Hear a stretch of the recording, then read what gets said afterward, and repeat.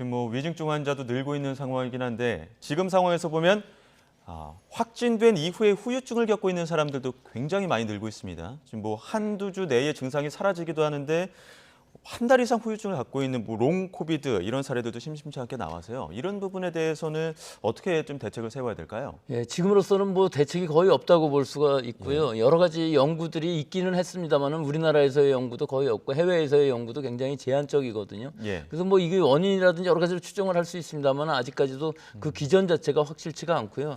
증상 자체가 뭐 그렇게 위중한 것은 아니지만 예를 들어서 뭐 장기침, 미열, 집중력 저하, 권태감, 피로감 이런 것들이 평소에도 얼마든지 일어날 수 있는 일이지만 문제는 이런 것들이 완화되지 않고 점점 심해지면서 예를 들어서 집중력 감소라는 것이 근무를 하지 못할 정도로 집중력이 떨어지면 이게 문제가 심각한 것이거든요. 예. 그래서 장기간에 걸쳐서 이런 상황이 나타난다 그러면 사실은 여러 가지로 치료도 해야 되겠지만 실제로는 치료라기보다는 좀 단백질 많이 섭취하고 많이 쉬고 뭐 여러 가지 운동도 좀 잘하고 이런 대중적인 건강을 위한 것이 더 중요할 수도 있겠지만 일단은 더 심해지는 사람들도 있고 또 호흡곤란이라든지 가슴 통증이 오랜 기간 지속된다 그러면은 그것은 심장내과라든지 호흡기내과 좀 진료를 받아봐야 될 상황일 수도 있어서요. 예. 이 치료 방침에 대한 어떤 가이드라인이라든지 또 이 증상에 대한 어떤 보험회사에서의 질병 코드라든지 이런 것들을 좀 지금 마련해야 되겠어서 예. 우리나라에서도 지금 방역 당국에서